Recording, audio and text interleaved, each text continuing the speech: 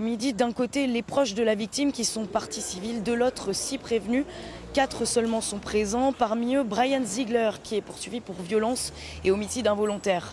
Ce 1er juin 2014, à la sortie du Windsor, il lui est reproché d'avoir frappé Samuele Murgia, le compagnon de la restauratrice.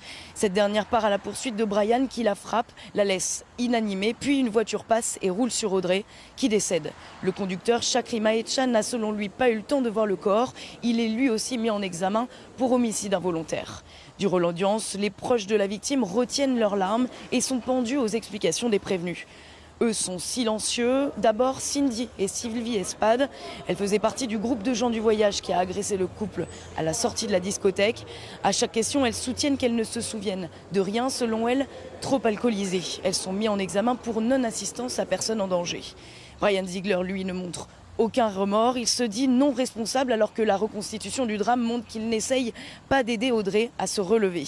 L'avocat de la famille, Maître Assier, décrit une attitude détestable de la part des prévenus. Je vous propose de l'écouter. Les peines encourues, elles sont finalement limitées en fonction de la prévention. Mais tout de même, il y a une personne qui est morte, il y a des parties civiles, il y a des victimes, la famille. Et ne rien dire qui soit de nature aujourd'hui, sinon à regretter.